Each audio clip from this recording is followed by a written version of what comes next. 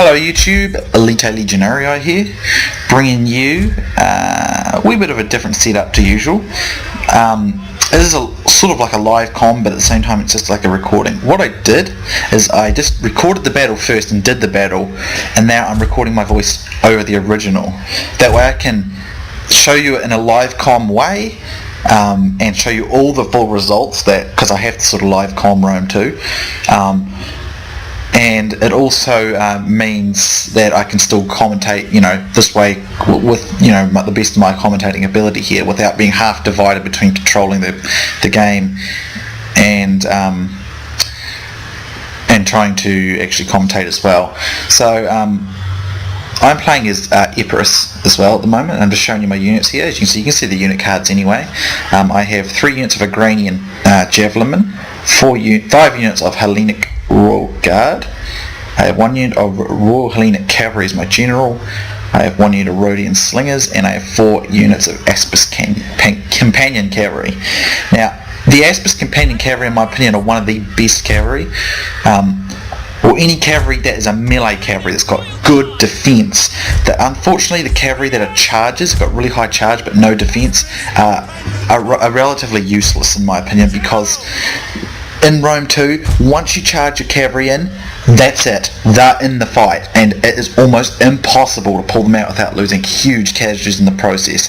So charging cavalry is practically useless, because it's only good on the charge, and you're only going to be able to charge once. And if you don't do a good charge, then they're completely waste of time, which basically means Parthia is ruined, because all the cataphracts are like that. And anything else, if they don't have good defensive stats, cavalry are relatively useless at this stage. If they fix that, then charges could be good. So that's why I went with Epirus, because Aspis Companion Cav are good melee fighters because they've got the shield and everything. So they're going to get stuck in the fight no matter what I do, but they're going to do a fairly good job of it because they've got good stats that way. So I'm just moving up, and as you can see, the terrain is not in my favour. My opponent starts with both of those hills there at his disposal, and he will stay on these hills for basically the entire game. So I have to be very creative here, and I can't just go straight at it. I've got to try and force them off, or pick them apart, divide them out, because it's the only way I'm going to win this, or I'm going to stuck going majorly uphill. So I was really annoyed by that, but that's just the way it is. So anyway, I don't know what this map's called, I forget. I think it was like Apollonia or something. So originally he chose Rome, and I still thought, well, Epirus in Rome, would be a good place to fight near. But I'm fighting on home turf, so I'm hoping that's useful. So here you see me pulling back, and the reason I did this is because I thought maybe he'll come off and fight me. I wasn't hopeful he'd do it, and he doesn't do it. But I can at least hope and try for it. If you want to skip ahead, guys, do so, because there is a bit of me trying to bandy for position here to get myself, So if you want to skip to the battle, just skip ahead until you find it. That's entirely up to you. Or if you want to see me trying to find positioning and whatever else, that's cool as well. So at this stage, as I said, I'm just pulling back, and I'm rethinking, because I don't want to just go straight up the hill. I'll get wasted. And I was just scanning the battlefield here to see what areas were available. I was thinking left or right of this hill to make the approach. Now the left is right up against the border, which would stop me getting outflanked, but however, that's borderline line camping, and I don't want to do that. And there's less protection there overall. Whereas on the right, you'll see me shift my guys here to see this area here with the cameras. There's little trees here, and there's perhaps a not too bad incline up that hill there. So I decide I'm going on the right, because that will be a better position to work from, because I didn't know it at the time, but I was thinking this guy's probably got artillery. Another problem with Rome 2 is there are no established rule sets yet, and because you've got to press Y to actually see the chat screen, if you don't press it, you don't know it. Whereas in Rome 1 or Medieval 2 or the other Total War games, when someone typed something, it showed up on your screen automatically, so you had to look at it. So you thought, right, he said so many of this, no authority, and you follow the rules. But in Rome 2, unless you press the chat button, which is Y, it seems I've got a lag here, but there will be a little bit of this, but don't worry, it's not too bad. As I said, unless you press Y, you can't see the chat, so I put CWB on this game because I thought, you know, play with the old traditional Rome rules. They're pretty balanced. But this guy obviously didn't press Y, and he didn't see them, so he just thinks there's no rules. So it's a stupid setup because there's some close-ups. Gasper's companion cav there, but it's a stupid setup because you can't see anyone's rule sets, even though I typed in the title of the game as well. So here we can see a unit of his Cretan archers there. But anyway, I'm just moving out to the right here. So here we go, a bunch of units get revealed, and they turn out to be a load of Greek scorpions, which are artillery. So here's about 4 of those. So my rules were CWE, which, if you remember from Rome 1, do not mean basically you can't use artillery. Here he actually springs a couple of units of Sarissa cavalry, and he's going to possibly be able to get 2 of my Granian guys there. But what I do is I manage to pull them back, and there are 2 units of my Hellenic Royal Guard there. So one of my guys will take a few hits, but I'm going to encircle around him there with my 2 units of Aspis companion cav and pin him on my phalanx there. And I do manage to inflict some mean casualties because now he's got no line of retreat because there's cavalry behind him as well.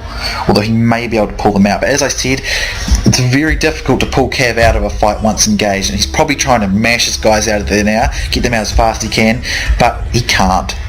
But once they rout, they get out easily, and they do. That unit does get out pretty quickly. But he's going to run uphill, and I'm not going to follow him because I suspect there'll be infantry in that little grove on the top of the tree there. So I'm going to regroup my line there.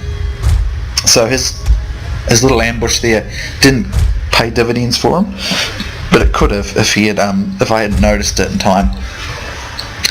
But if that had been Rome 1, he could have pulled his cav away. But in this game, as I said, once cav are engaged, they're engaged. It's very hard to get them out unless they're in the back of a formation. They can get out okay then, but it doesn't happen that often. So there are problems like that with There are definitely problems with Rome 2 that way. It's the game mechanics I don't particularly like them. So there's a cavalry unit. He's got a few missile units on that hill, I think. But he's camped on both sides of his hill, which does tell me, although he's camping, he wants to use both hills. But that does mean there is one thing that I got my advantage, is that I could concentrate my entire army on one of these hills if I want to. And he's going to have to come off one of the hills and then go uphill with the other army to support it. So even though I'll be forced to fight one of them uphill no matter what, his army's split in 2 on the hills basically. So if I decide that this frontal hill here is probably going to be easier, there's more room to work with, so I will amass all my forces, all my infantry and missile units onto that area, and I'll use my cavalry to basically try and keep any enemy cavalry and any other enemy infantry units out, basically. That's what I'm going to aim to do. So I move my guys around here, and I'll end up putting my cavalry on the 2 sides here, basically to keep units out, so he can't come and support it. So I'm trying to concentrate my forces on one side of the area, because sometimes you can do that. If you've got one opponent and they're deployed in 2 different areas, it's not a bad strategy, sometimes it works well, but you can also exploit it in order to maximize your impact, in a certain area. It's like the Battle of Leuctra. Epaminondas maximized his forces on the left, on the Spartan right, and he ripped through them, and he just denied them the other side of the flank. So even though in that battle the enemy didn't deploy in 2 different locations, you can, if someone does something like that, it's a similar setup. You can maximize your attack on one point. So that's what I'm going to try and do. Now, as you can see, there is lag, and there's nothing I can do about it, guys. It's just a laggy game at this stage, or at least it is for me. Even though my computer says it can play it on extreme, this game is just laggy. So anyway, it looks like he's got 4. We can see 4 Scorpion Greek ballistas there and 1 Cretan arch at this stage, and he had those 2 cav units. So I'm going to sling 2 of my Aspis companion cav around the left, and the other 2 I'll put out on the right here. As you can see, very good stats, very good weapon damage, melee defense is very high, and the charge is not the greatest, but their armor is good, their health is good, their morale is good, and the melee attack is good. Everything's good except the charge. So as I said, the 90% of the fight is in the melee fight. So a unit like Aspis companion cavalry is very good. A unit like Praetorian cavalry is very good. A unit like noble cavalry is very good. Whereas a unit like Royal Cataphracts, which has like 18 defense and a crap load of charge, is only good on its charge and gets creamed in the melee fight, which is stupid because Cataphracts should be the best cavalry unit without a doubt. But if you get good charges with your Cataphracts into the flanks of units, you will very quickly rout them. But if they get stuck in a melee, they just die. It's stupid because, you know, they are a cavalry unit that should be very good at melee fighting, because that's, you know, they're so well armoured. But, you know, game design is really bad there. So, I'm under attack by some missile units there. Now he's got Cretan archers which are going to inflict, I think it's actually the ballistas that are hitting me. He's got Cretan archers which do have 125 range. That slinger of mine has 150, so I should be able, well, he's on a hill though, so it should nullify that. But these Agranian axemen are extremely powerful. I have found them, peltists in general in Rome 2 are fantastic. So one thing I do like about Rome 2 is the peltists. They're very, very strong, and whereas in Rome 1 they were very limited, you couldn't use them that much, but in Rome 2 you have the ability to use them and be effective with them, which I do like. Agranian axemen I have found to be some of the best. And they're not too bad at a melee fight because they've got a wee axe, obviously, as their namesake is, so they can hold their own or add support or flanking force to a melee fight.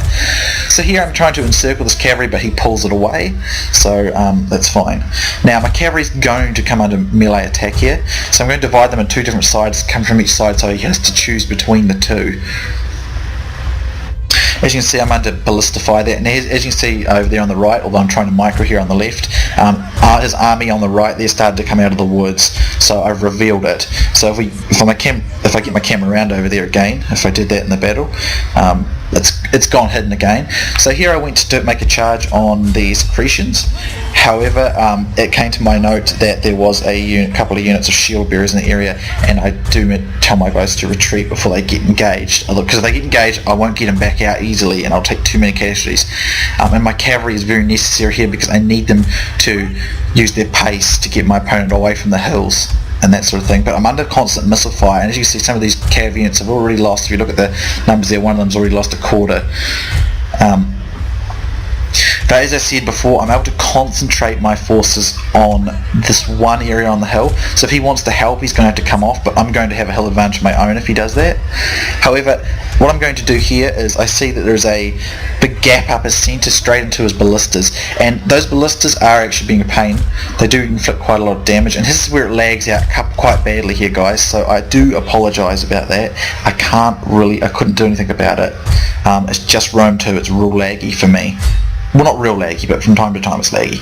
As I said, there's a big gap up the centre, so I will send one of my Aspis companion cav from each side to rout those units of onagers, ballistas, and they'll be expensive. All artillery units are fairly expensive, so I'm taking, if he's got 4 of those, there's either an infantry or cavalry, he's probably neglected something, and I'm guessing that's cavalry because there's a good number of infantry up there. So I do have a cavalry advantage, and I must use it to my advantage here because it's the only way I'm going to be able to stop this guy on this hill. So he goes after me with one of his I'm not sure what that is. I think it's just cavalry, but that's fine because it's a light Sarissa cavalry, no match for my Aspis companion cavalry. However, his ballista fire has really done a number on this unit of Aspis here, and I was worried about that because I lose my cavalry. It's pretty rough. As you can see, it lagged out quite bad here at this stage. There's lots of pauses and freezes, which was frustrating, but like I say, I can't do anything about it, guys. It's just Rome 2. It's laggy. It's not reliable that way, but it doesn't go on forever, so let's just not worry about that.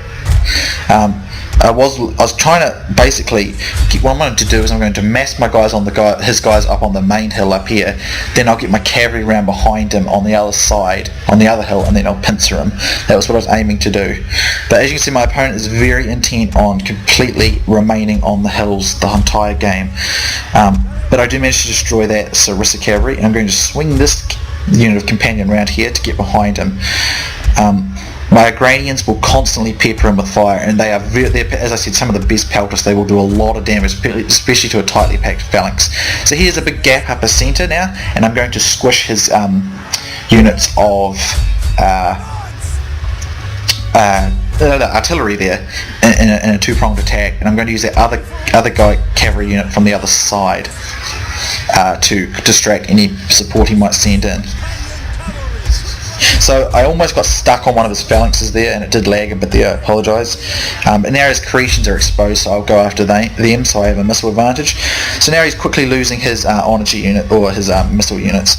So now I'm going to get my pikes and try and amass them here. I've got cavalry and support over the side, so I can run hammer and anvil as well. And I've still got my general's unit, which I will use for to run strikes as well, because he is a charging unit. So if I get good flank shots, get my guys into phalanx there, and I'm going to try and pull around and circle them with this unit, and I'll probably pull the two other units off just to basically keep these units on his far left there on the other hill busy, while I overwhelm him with cavalry and my guys here. However, he's using shield bearers, and they are an extremely strong infantry unit when used properly as our foot companions. In my opinion, actually, Macedon so far online is the strongest faction I've run into. It is very strong, it is very powerful, and it's very deadly. So I get a good charge in there. I'm pretty sure I hit him in the flank then. If I hit him from the front, I would be in trouble, but I hit him from the flank there. So I'm going to outflank him. As you can see, his guys are starting to break there. So I'm going to pull my Agranians back. I'm going to use them to harass that other group on the left there, so that he can't basically get them into the fight. So I want to, as I said, I'm amassing my power onto this flank. I'm going to encircle these shield bearers now. Unfortunately, I didn't get my phalanx into position quite fast enough then, which is never a good thing. But this is alright. I believe I pulled off two of my units of Hellenic Royal Guard. They're just to add support, keeping my opponent away. Now I'm going to attempt to pull out. This is going to be difficult. So if you look at that unit there, it's starting to lose numbers just because it's pulling out. That's what I'm talking about. I actually got very fortunate there, and I was able to pull out pretty quickly. Usually it's much harder than that. So it's really bad. So anyway, I'm going to start opening up now. His Cretians are going to have me in range, but my Agranian Axemen will hold them in play there. As you can see, I'm routing his forces on this side. So what I will do in turn now is I'm going to put my cavalry out and behind his other position, so I can sandwich him between once I regroup my Hellenic Royal Guard there, I'll be able to sandwich him. So I'm going to get the cavalry and put them around behind his line there. So it's starting to look pretty good. I've got the advantage now, and it's pretty good because I was at a pretty big disadvantage there. One of my Aspis companion cav is gone though, which is a bit of a threat, but I lost one of my Hellenic Royal Guard as well, but he lost all his shield bearers up on that hill. So I had numbers to work with there, even though he had terrain, and I'd also made it impossible for him to come in with easy support. So as you can see, I'm swinging around behind him with my cavalry now, and I'm just sort of skirmishing with my javelins, and they are doing a very good job. They are a really good javelin unit. As I said, javelins are very good in Rome 2. Is one area of Rome 2 I like. Now I'm going to ungroup my guys here now, so I can use them move them about easier. So there goes my cavalry around his flanks there, and I still got one other cavalry unit that I think I might have misplaced. Yeah, there it is, and I'm going to bring that around to a support as well. So I'm going to turn this guy on the far right onto a flanking position, so I can pepper the flanks of his army. And I'm getting my Hellenic Royal Guard, and Hellenic Royal Guard are a very good phalanx unit. The Egyptians have them, Epirus has them, I'm not sure who else has them actually. They might be the only two, but they are very, very good, a very reliable, very helpful unit to have. So I was trying to get positioning on there, but the terrain wouldn't let me, so I have to go at him straight on here, which is a little bit unfortunate, but I do have him encircled at the stage, which is exactly what I want. And here's a unit of shield bearers regrouping. So I'm going to just I want to pull off one of my cavalry and try and keep it busy, because I don't want to get in my flank or give him support. So I get my dudes into phalanx again, make sure I do that right, because if I muck it up, that could be a problem. I have accidentally sometimes forgotten to, when I put them into formation, but they break it for some reason. It's really annoying. But I'm just making sure he's fixed before I make my cav charge. It has to be fixed. And I'll put my cavalry into diamond formation here, I believe it is. This is a light wedge, and it just makes the charge more lethal. So I want the charge to be very lethal. I want to break him very quickly on the charge. So here I'm just going to charge now. But I have to be careful with my general. and I'm going to use trample with him. I'm on a rally, although I think I do it too early, but it does allow. I didn't get my whole army there, and I was waiting a bit, and I thought I was in range here, and I don't get my army again. But I do manage to get my cavalry there, and I've also activated trample there. However, one of my guys cavalry got snagged up on a shield bearers there, but I'm not too worried because at that stage it's isolated and alone. So I'm going to get run behind him with my javelins there, and I'll add my javelins in to support the fight if it gets nasty.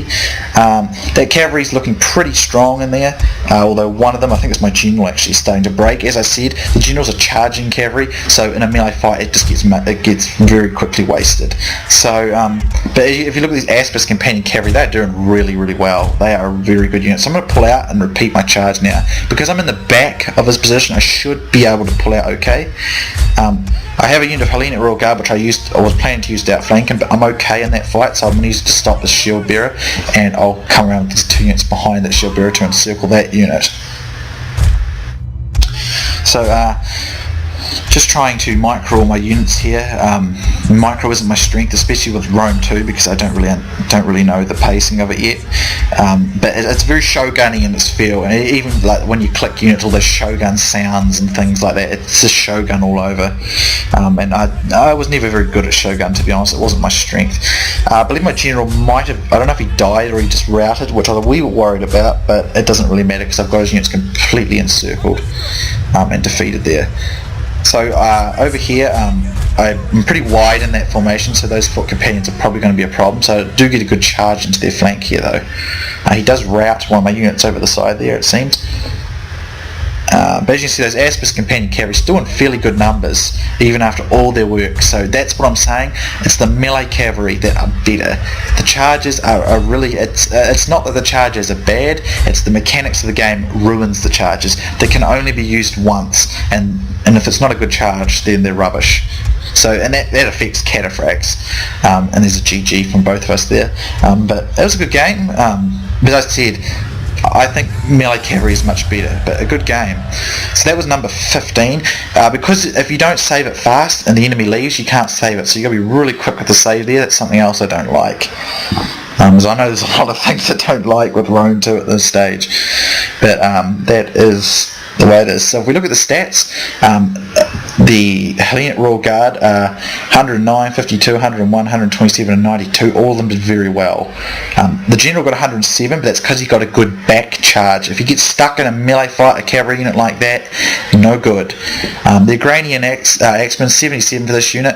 I did a battle once before and they all got over 200. They're a really good unit. If we look at the Epirus companion cavalry, all of them over 100 except for one of them, and that one was the one that got mashed up by ballista fire.